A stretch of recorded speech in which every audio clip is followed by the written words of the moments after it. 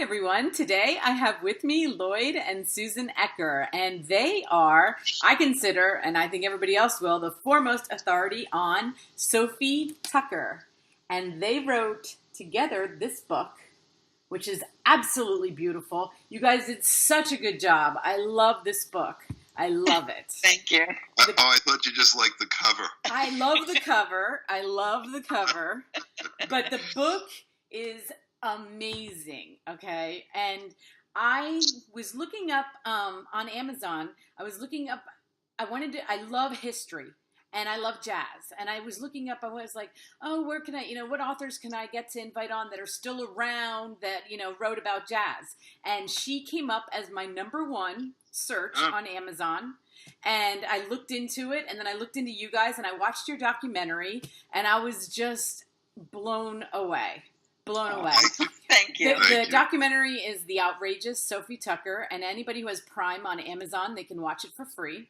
That's right. And you should watch it because you guys did an amazing job with it. And I can see your heart when I was watching it. I mean, at the end, Lloyd, when you cry, like, I'm crying, and, I'm like, oh my God, and then she died. And then, but for everybody who doesn't know, I think we should just start at the beginning, because I love jazz, and I want to know why I didn't know her. Why? Why did I know everybody else, and why didn't I know about her? Unfortunately for Sophie, but fortunately for us, nobody ever did a movie about her. She was born just a little bit too soon to be in the movies, so that all of these B-rated movies about Glenn Miller and Krupa and all of these guys, Sophie was just a little too old to have a movie made by her, even though that was her life's goal. So nobody knows who she is. She sort of right, until today. Yeah. Right. Until today. She sort of slipped underneath the wires there. Yeah. Because she was born just a little bit too soon. I mean, we all know Mae West because Mae West was in the movies, but before there was Mae West was Sophie Tucker. And that's only because Mae West was in the movies. And I was obsessed with Judy Garland. I am obsessed with Judy Garland. Okay, so when I saw in your documentary that she knew Sophie, I was like, oh my God. But everything that I've watched on Judy Garland, I didn't come across her, Yes, but everybody knew Sophie from that era. Right. And all the way you saw in the movie, there was a real survey done once in 1962. When you said the word Sophie, 92% of the people that surveyed said, oh, Tucker. So at that point, nobody would be asking the question they're asking today. As a matter of fact, we almost named our project, Who the Hell is Sophie Tucker? And you know what? When you, at the end, I don't know if it was at the end of the documentary, I know it was at the end of the book about your story about Bette Midler and how you guys met and everything. That is the one time that something went off in my brain. I was like, maybe I did hear that name, because I do remember Bette Midler talking about somebody that came before her, and that the name kind of, struck a bell. I was like, okay, maybe that is where I heard the name, but, she needs to be. It. And that's where we initially heard the name. But when we did our research, we found out that she's absolutely nothing at all like the character that Bette Midler portrayed in her act. That was a caricature of Sophie.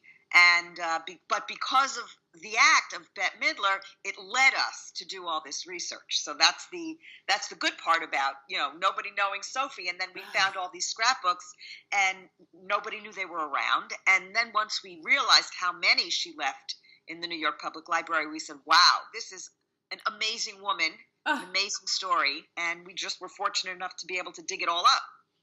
And thank God. I mean, thank God she left behind what she did, because so many people that I've talked to that write historical anything, when they're trying to research somebody, if they didn't leave anything behind, it's lost. So thank God she left what she did behind so that people would know about her, because those scrapbooks look amazing. Actually, what you want to say is thank God she had a big, fat ego. She didn't want, not only, like Sue said, not only did she want to have this movie made about her, that was her dying wish. It almost got made, it was right on the cusp. she was desperate, and even Betty Hutton was going to make a movie in 1954, and she was all set to do it, but then she got her husband in the way, who never had directed, and she insisted to MGM that they direct the movie with her husband being the director, and they said no, and that was the end of that for the last time. And then there was a horrible musical version on Broadway in 1962 with a producing team that had done fashion shows and a book writer who had never written a book before, and music by Steve Allen, which was great, except it had nothing to do with the period or the times of Sophie Tucker. And so that has the record in the Winter Garden of being the shortest run ever of a musical at the Winter Garden. And just as a little sideline, about 9 months later, another musical opened with one of Sophie Tucker's best friends that did a little better, with some girl named Barbara Streisand. As you all know, that was called Funny Girl, and that had a little better team attached to it. Well, what is amazing about her, especially in this era right now that we're living in, and people talking about what, the rights of women and what our say is. And when I was reading this, it was like she broke so many grounds for women that if anything can be her legacy, it's what she was willing, I watched the documentary, read the book, watched the documentary, and I am still amazed at how she did it. Like how hard she worked and did it and made things happen. And, it's like the ultimate woman to me, no excuses, just forge ahead. Get out there and do it. And I mean, when I saw Bette Midler, after doing all the research, just like you saw the documentary, read the book and saw the documentary again. I mean, so we had this idea of what Sophie Tucker was about. But then we did all this research. And now if you go back and you look at Bette Midler, you look at Madonna, you look at Lady Gaga, you see Sophie Tucker in all of these women. You go back to Marilyn Monroe. It's the same person, just evolving over time. And if it hadn't been for Sophie Tucker, you wouldn't be able to have a Lady Gaga. Right. She was first. I guess, it helped that she had unbelievable chutzpah, and she was a tough, big old broad, and that's in a good way, and because of that, she didn't take any crap from anyone, but, she went through all those things first. And yes, she did have a lot of incidents where she was discriminated upon, not only for being a woman, but for being a little overweight. That's that term, fat shaming. Well, guess who did that first? Right. And also being Jewish. That didn't help any when she got to clubs and did her. If she made mistakes like we write about, by using Yiddish in the wrong places, but she didn't care, and she could go from A to B to C. 3 people. She was a great entertainer for the Jewish crowd of the world, and even in England and Australia, she found a Jewish audience. And then there were the everyday working people that just assimilated to her because of her just gaudiness and the grit, And then for some strange reason, when she went to England, she was idolized by kings and queens of England. I mean, Queen Elizabeth actually sat on her knee and bounced on her knee because she was best friends with King George before he was King George, before everybody knew he was Stuttering George. She knew him and loved him and never cared about the stuttering or any of that stuff. So she could relate to all classes of people, Anybody. And you know what I loved is that at a time when, especially as we go from the 20s to the 30s, when being Jewish was getting to be scary, she didn't hide her being Jewish. Like even though, her name isn't Jewish, but she didn't Right. hide she was Jewish. She wasn't trying to escape that at all. She was embraced singing My Yiddish Mama. Right. She would go into Europe and sing My Yiddish Mama, as if to say, I'm Jewish, what are you going to do about it, Hitler? I mean, literally, we saw a letter that she wrote to Hitler, literally, that said, all right, let's sit down and talk about this. Of course, no, she never got a response, Right. but the fact that she had the gall to address the issue with the most anti-Semitic person on the earth at the time just showed the kind of chutzpah that she had. And as you know from the movie, you saw one incident of people who were affected by her from the Holocaust. Hundreds of people, she was responsible for hundreds of people getting out of there. She sponsored hundreds of people that she had met in Germany in 1930s and 20s, and she helped as many as possible. And there are the stories, that tell that some didn't take her advice and ended up dying. So what a woman. Yeah, amazing. Yeah, and the fact that she had the foresight to know before anybody else did, because when she was telling people to get out, I think they just weren't lit. They were like, oh, it's, nothing, it'll blow over, we're going to stay right here. Yep. And she knew to say, no, you really need to leave. You really need to pay attention. And when they would write to her and say, can you help me? She would find a sponsor for them. She would use the connections that she had with all, because as you saw from the documentary, not only was she relating to the everyday person, but not only kings and queens of England, but she was she had a lot of influence with J. Edgar Hoover. So, she could turn to people who were in politics, people who were influential, presidents, and say, I need help. And she was able to use her influence for that, which was just another aspect of the kind of person that she was. And if she didn't get the help, she would sit on them. And you know what I think that, I know you guys have probably thought of this, but as I was reading it, I was like, this is almost the ultimate #1 marketing book.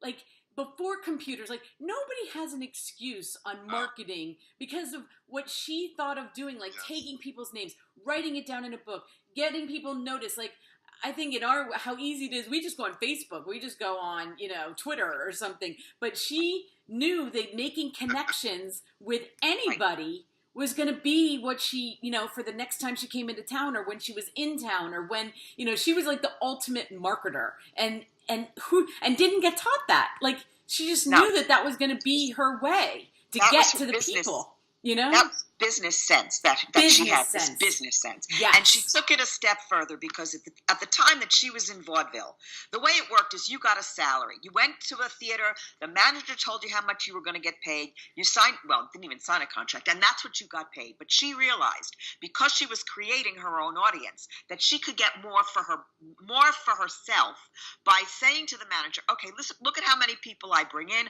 I don't want you to give me a salary. I want a percentage of the gate. The gate were the tickets. Give me a percentage. Before anybody thought to do that kind of thing in business. And that's how she made so much money, when other people were not making that kind of money. And so because she would sell out after she was already a headliner at, I think it was 1913. By that time, after being in the business for 7 years, that's what our play is about, those 7 years, the Broadway play. That's coming soon. Yeah. But when after that, she started making these deals in England in the 20s. And there's funny stories that she would, because she sold out and had terrific 20/20 eyesight, she would bring the lights up at some point during the middle of the show and say, let me see everybody. I want to see everybody. And she would sing this slow ballad, and she would seem to be going around the audience looking at every single person in the audience, went up to the balcony and looked up at the balcony. And what it turned out later was she was counting the empty seats to see how many people, so that she wouldn't get cheated by the management for each show. She would know exactly how many people were in that audience. And I love that at the end of the book, when they were telling her, and I forget the guy's name, it's escaping me, but when he was telling her that she had to keep it clean, keep it clean, keep it clean. Yeah. E.F. Albee, Yeah. And then she went into his office and she was like, "How many seats? What did I sell tonight? How many shows did I outsell?" And she was like, "Yeah, you don't want me to be clean because they don't want to come see me clean. They want me.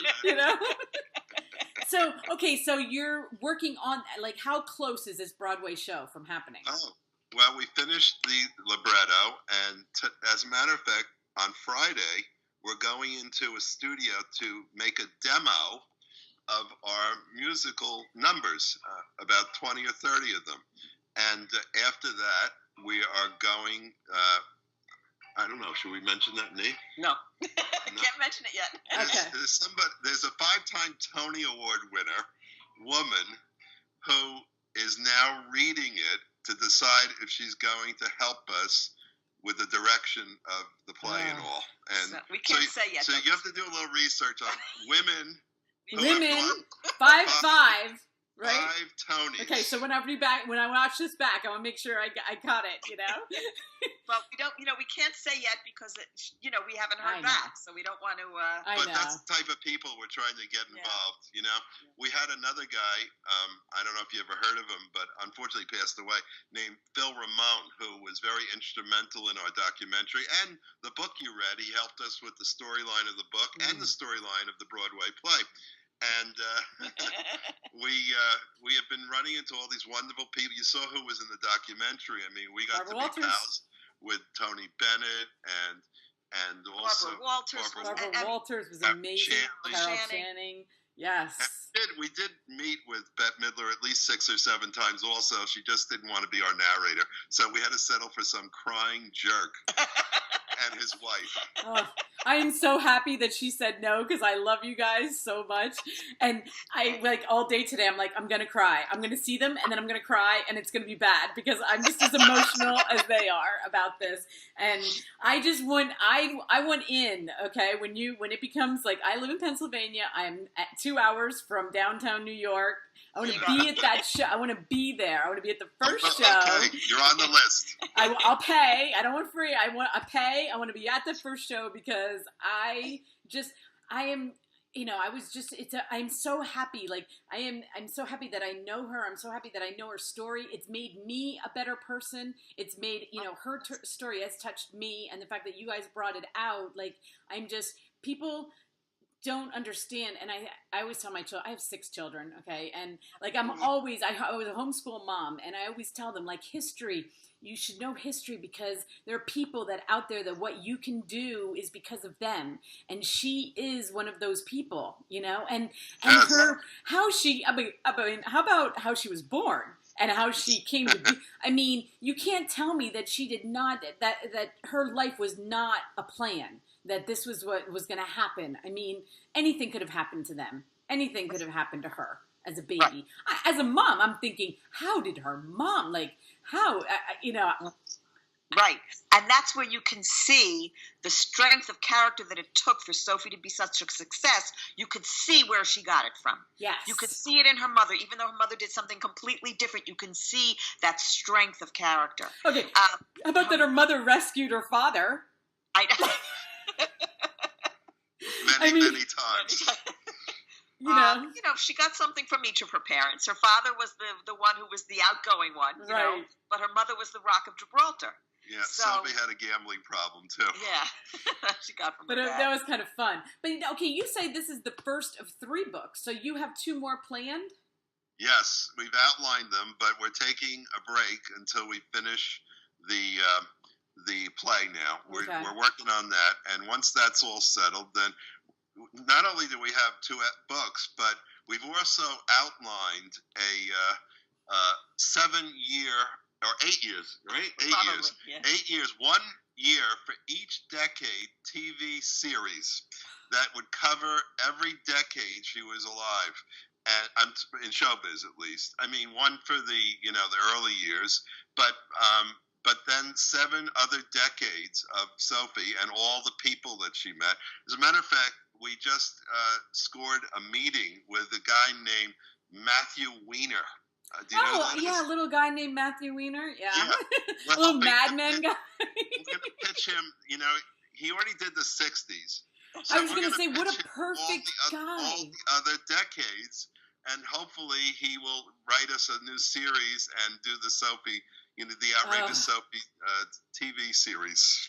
Wouldn't that be amazing? I love him. And of course, we've been to Hollywood already trying to convince people to do the movie version of this. We didn't know if we were going to do the movie version or the Broadway musical version of Sophie, this book, the book that you read. And, we went there looking to see if anybody agreed with us that this girl named Adele would be perfect for the part. And they all agreed, but nobody seemed to know her yet. She would be perfect for the part, actually. Her voice is so strong and, Well, after we discover the next chubby Barbara Streisand, maybe that will be who will be the star of the movie, and it'll be the next Streisand. Yeah, I mean, I'm shocked that there wasn't a movie done by her, too. And when I saw that there was a short Broadway musical, I'm happy that it's going to be a Broadway musical, myself, like, even before it becomes a movie, because I just think that's a great place to start with her, just because that's where she started, too. I think it would be, can you imagine her looking down like, yes, this is, Exactly. As Sophie. a matter of fact, the reason there was no movie made is because she wrote her own autobiography, as we talk about in the movie. And to tell you the truth, the autobiography it's pretty fun and nice, but it stinks. There's no storyline. There's no real gotcha stuff. And even Bette Midler, when we talked to her, she told us the main reason she didn't do a movie herself was because they thought that the autobiography was true. And it turns out that it's about 15% true, and the rest of it was all made up PR stories that were dumbed down, because the original version that she wrote is what we wrote. And because of the editors and the Times of 1940, they wouldn't let her tell any of those great stories that we found out about. And now we chose to hone in on just the youth of Sophie from 16 to 26, instead of, one of those horrible biography pictures, then I did this, then I did this, then I did this. And that's why we're making progress. But the problem is that Sophie's autobiography was not so hot, and nobody really wanted to make that movie. Well, that's what I wanted to ask you, is like, you say this is 85% true. That's correct. Right. So what about Here comes the question. Well, okay, do you know a question I'm going to ask? Yeah. I'm guessing you want to know what the 15% is. No. I was going to ask, is that 15% include her son? Because I am a little confused because of the way it ended. I don't know if you want to talk about that. I mean, don't want to talk about okay. that. Don't talk about the end. Okay. But we will say this. Okay. We won't tell you which 15% is fiction. Okay. But we will tell you this. Every single thing that's in there is based on our research and our best guess of what the real story was. And, obviously, we don't want to talk about the son and what you're talking about, because that basically is the big climax of the play and everything else for this particular version of the story. But what we will say is that she was very, very, very close to her sister, and her sister for her entire life in letters and all kinds of documentation. Whenever Annie was asked about her sister, she said, "What she did for me, I could never, ever repay. More than a sister could ever repay for anything." And as far as, some of the other characters, we don't want to give that away either, but we actually hired detectives to find us death certificates and things like that. And in certain cases, we couldn't find any death certificates. So we did a lot of research. We spent a lot of money with lawyers to find this kind of stuff out. And so let's just say that the only reason we say that it's a fictitious memoir is to cover our tushes. It's a good idea. Well, I figured, especially the people that you've documented as, the stories that you have with the different people, like I was like that. I mean, it had to be, I'm sure you guys did your research and everything. I just wondered why you said, but that's a great idea. And did she outlive Annie or did Annie outlive her?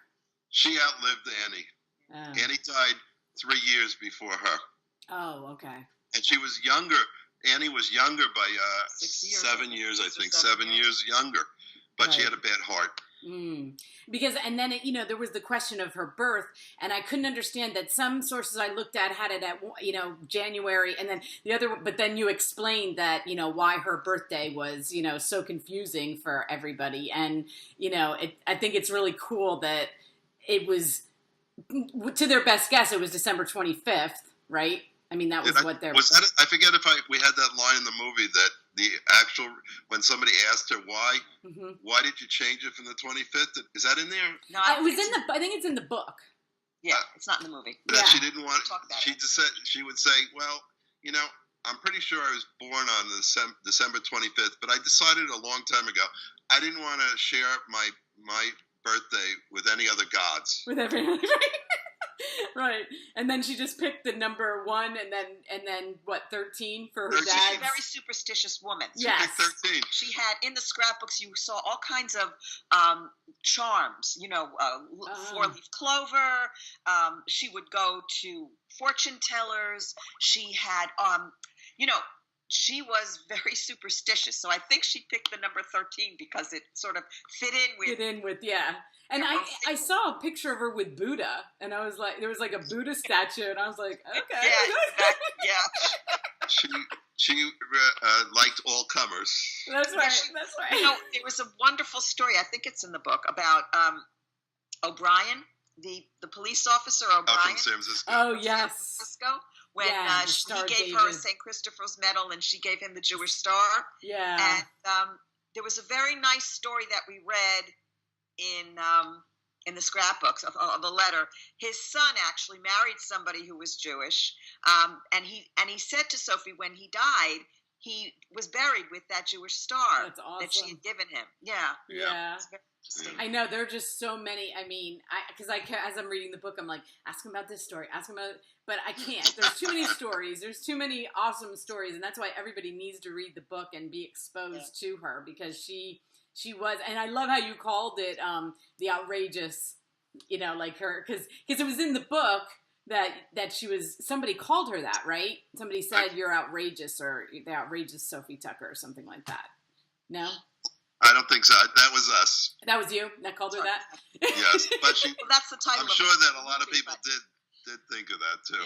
Yeah. So, and you've been doing this for what, 4 years? Well, actually, no. We started in 2006. We started our research. Wow. So we've been doing this. Is we're starting our 11th year now. In 6 we started, and in 7 we got the yearbook, the scrapbooks. We read them for 4.5 years. Then in 10 we were asked to do an album notes for an old album from a company called Arcaphone Records, and that's called The Origins of Sophie. And I hadn't written since college. I used to be a comedian, and I wrote funny, but I never wrote serious notes or anything. So I combined those two with So Help, and we wrote a 70-page book that got nominated for a Grammy Award. Nice. That was the first thing. Right. And then we started the documentary with a guy named William Gazecki, who was nominated for an Academy Award and won some Emmys.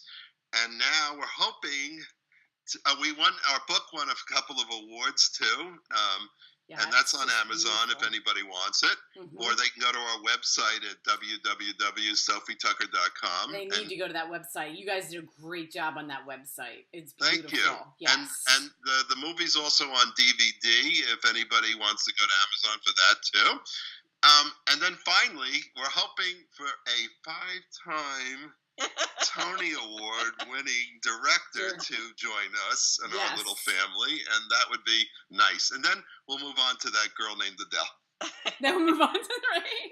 Well, I will be posting all of this stuff on my social media too, so that everybody, the book and the movie and everything, because I really think there are certain people in this world that I just think everybody needs to hear the story, and this is such a good story, and it ends so beautifully, and she contributed so much for everybody, and I think that's what you guys were able to bring through was her heart, and she was such a good person, she really cared, and even though she came across very brash on stage, and she helped a lot of people, and it's a great story.